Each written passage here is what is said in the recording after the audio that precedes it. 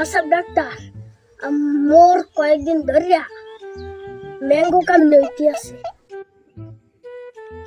Mango কামি? এটা আবার কি? তুমি আপনি কি বালের ডাক্তার হইছেন?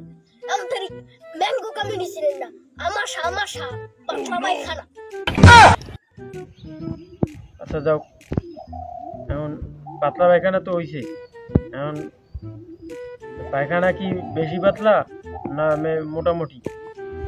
আরে ডাক্তার সাহেব, পাতলা পায়খানায় জোলার পাতলা, আপনি মহিলা যে কুলিয়র তারবে।